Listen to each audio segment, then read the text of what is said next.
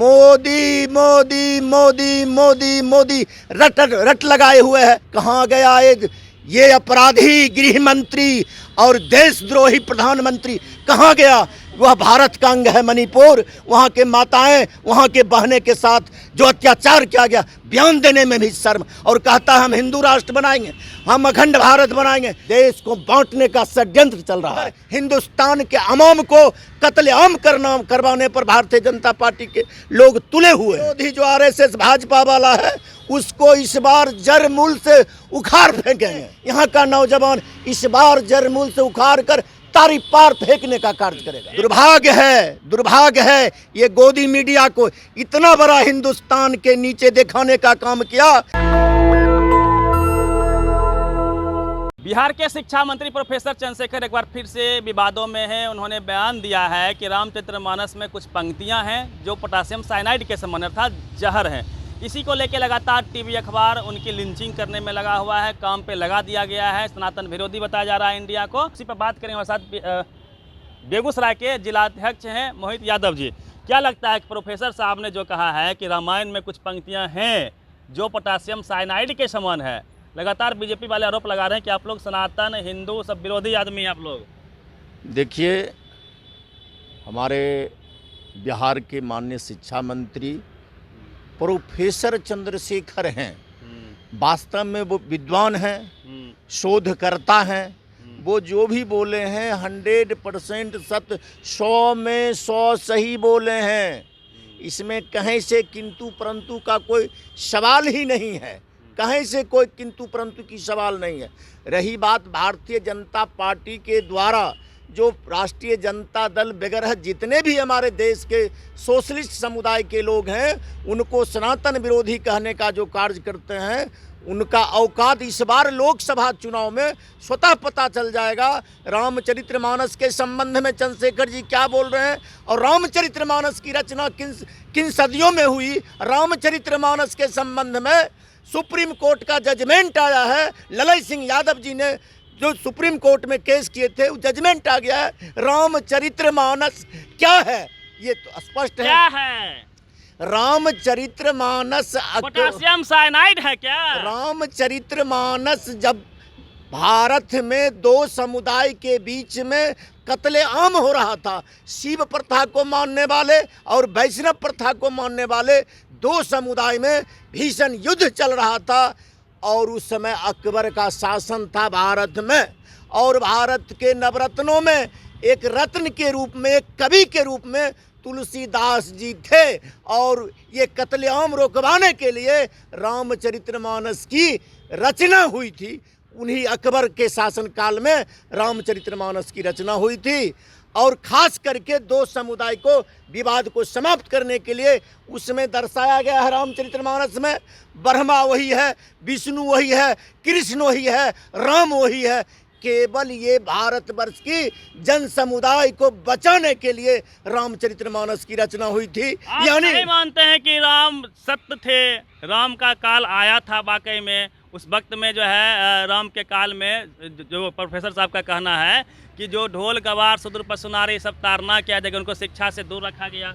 देखिए, उस काल में भी देवता दानव सदियों से माने आज भी जो अपराधी प्रवृत्ति के लोग हैं, सतयुग त्रेता द्वापर तमाम युगों में देवता और दानव को ऊपर एक शरीफ लोग था, एक जल्लाद प्रवृत्ति का लोग था। तो सब दिन से देवता दानव क्या उस रामचरितमानस राम की जन्म की जो चर्चा करते हैं वही तुलसी कृत रामायण में स्पष्ट शब्दों में लिखा हुआ है। भय कृपाला दीन दयाला कौशल्या हितकारी। राम का जन्म हुआ ही नहीं, वो तो प्रकट हुए। ये तो केवल राम जन्मभूमि को नाम देकर हिंदुस्तान के अवाम को कत्लेआम करवाने पर भारतीय जनता पार्टी के लोग तुले हुए हैं। आप लोग क्या लगता है सर, लगातार इस पर स्टालिन जी ने बयान दिया पहले कि सनातन धर्म को ख़त्म कर देना है, दूसरा ए राजा ने कहा कि सनातन धर्म एचआईवी के समान है। अभी रामचरितमानस पे आपके पार्टी के नेता शिक्षा मंत्री प्रश्न चिन्ह खड़ा कर रहे हैं। तो क्या लगता है कि क्यों कह रहे हैं, ऐसा कहने को क्यों बाध्य हैं? क्या इतिहास में जिस प्रकार से वर्ण व्यवस्था जाति प्रथा के नाम पे लोगों को शिक्षा से दूर रखा, स्वास्थ्य से दूर रखा, हरिया लटका दिया गया, झाड़ू बांध दिया गया, ये दर्द छलक रहा है इन लोगों का? देखिए, वास्तव में सनातन धर्म विरोधी हम लोग नहीं हैं, ये सनातन वंशज विरोधी लोग ये बात कह रहे हैं। हम सनातन विरोधी नहीं है, सनातन वंशज विरोधी लोग जो आरएसएस बीजेपी वाला है, सनातन वंशज विरोधी लोग इस तरह का अफवाह फैला रहे हैं। सनातन धर्म ही आदि धर्म था जिसमें तमाम धर्म का उत्पत्ति हुआ, वह इस्लाम धर्म हो, जैन धर्म हो, बौद्ध धर्म हो। सनातन धर्म के नाम पर देश को खंडित करने वाले लोगों का विरोध हमारे शिक्षा मंत्री कर रहे हैं। जो चंदन टीका लगाकर कहीं हिंदू मुस्लिम का दंगा करवाता है, कहीं किसी के माने कमर में झाड़ू लटका दिया जाता था, पत्थर भी छुआ जाता था। ये सनातन वंशज विरोधी लोग का हम विरोधी हैं, जो चंदन टीका लगाकर सनातन वंशज हैं, विरोधी लोग हैं। हम सनातन विरोधी, सनातन वंशज हम हैं, वो सनातन वंशज का विरोधी लोग को हम विरोध करते हैं जो चंदन टीका लगाकर केवल लोगों को आपस में कत्लेआम करवाने का काम करते हैं। आप लोग को क्या लगता है सर? हम सनातन वंशज हैं, वो सनातन विरोधी है और उल्टे हम पर कह रहा है। उल्टे नाम जपे जग जाना वाल्मीकि भय इस बर समाना। उल्टा बोलता है, लोग उसी को फॉलो कर रहा है, वो उल्टा बोलता है। सनातन वंशज को क्या क्या नहीं प्रताड़ित किया। वेद पढ़ने में कान में रांगा डाल दिया जाता था, पत्थर छुआ जाता था, पानी भरने के लिए नहीं दिया जाता था, उसके पैर में कमर में झाड़ू लटका दिया जाता था, गले में घंटी बांध दिया जाता था। और हम उस वंशज का लोग हैं। आदरणीय लालू प्रसाद यादव जी का स्टेटमेंट सैकड़ों बार आप लोग ने सुना होगा। भामा साहब का इतिहास के संबंध में हमारे नेता ने क्या कहा है।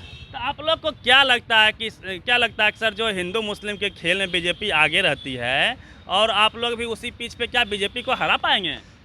हम हिंदू मुस्लिम के ने हम तमाम सनातन वंशज साथ हो गए हैं। ये सनातन विरोधी जो आरएसएस भाजपा वाला है, उसको इस बार जड़ मूल से उखाड़ फेंकेंगे। तो हिंदू राष्ट्र बनाना चाहते हैं मोदी जी, साथ दे दीजिए आप लोग। अरे हम सनातन वंशज हैं, हम चाहते हैं सनातन वंशज अमानत रहे। सभी धर्म के लोग, सभी समुदाय के लोग सनातन वंशज हैं। ये आरएसएस वाले, बीजेपी वाले जो सनातन वंशज विरोधी हैं, उसको इस बार यहाँ के नौजवान, यहाँ के किसान, यहाँ की माताएं, यहाँ के बहनें, यहाँ का नौजवान इस बार जड़मूल से उखाड़ कर तारी पार फेंकने का कार्य करेगा। एक आखिरी सवाल लेते हैं। टीवी अखबार पे आप लोगों ने बैन लगा रखा है, 14 एंकर को बैन कर दिया है इंडिया की गठबंधन ने। तो इस पे आप लोग क्यों, बीजेपी कह रही है कि आप लोग जो है लोकतंत्र का जो चौथा स्तंभ है उसका गला दबाना चाह रहे हैं? देखिए, बाबा साहब डॉक्टर भीमराव अम्बेडकर के द्वारा रचित भारतीय संविधान में जो वर्णित है, न्यायपालिका, कार्यपालिका, विधायिका, पत्रकारिता, दुर्भाग्य है ये गोदी मीडिया को इतना बड़ा हिंदुस्तान के नीचे दिखाने का काम किया। जो गोदी मीडिया के लोग हिंदुस्तान की संस्कृति, हिंदुस्तान को, सभ्यता को ले डूबा, उसी को हमारे पार्टी और तमाम इंडिया गठबंधन के लोग बहिष्कृत करने का काम किया। सच नहीं दिखाते हैं, सच दिखाते हैं। मोदी मोदी मोदी मोदी मोदी रट लगाए हुए हैं। उसके नाम पर कितना खरब का खरब ये लोग कमीशन लेता है मोदी से। बिके हुए ये जो चैनल वाले हैं उसको हम लोग बहिष्कृत किए हैं। और वास्तव में केवल गोदी मीडिया के नाम से भारत नहीं, पूरे दुनिया जान रहा है। जबकि मीडिया वाले को यह स्थान था, जो सही है उसको दिखाइए। केवल ये मोदी की चर्चा। कहाँ गया गोदी मीडिया वाला? मणिपुर में हमारे देश की माताएं के साथ, हमारे देश के बहनें के साथ जिस तरह से अंग्रेजी हुकूमत में भी इतना बड़ा अत्याचार नहीं किया गया था, हमारे बहनें को, हमारे माताएं को सड़कों पर नंगा दौड़ाया गया। कहाँ गया मोदी गोदी मीडिया वाला? कहाँ गया ये अपराधी गृह मंत्री और देशद्रोही प्रधानमंत्री? कहाँ गया? वह भारत का अंग है मणिपुर। वहाँ के माताएं, वहाँ के बहनें के साथ जो अत्याचार किया गया, बयान देने में भी शर्म। और कहता है हम हिंदू राष्ट्र बनाएंगे, हम अखंड भारत बनाएंगे। आज़ाद भारत से पहले यही इसी का वंशज आरएसएस और बीजेपी वाले को वंशज इस देश को खंडित करवाकर अखंड भारत को खंडित करवाया था। आज वही स्थिति हमारे देश को ला दिया है। पुनः ये भारतीय जनता पार्टी आरएसएस वाला हमारा देश को खंडित करने का प्री प्लानिंग रच दिया है। और इसलिए हिंदू मुसलमान, हिंदुस्तान पाकिस्तान और सनातन वंशज का विरोध कर रहे हैं कि फिर देश बटे, देश को बांटने का षड्यंत्र चल रहा है।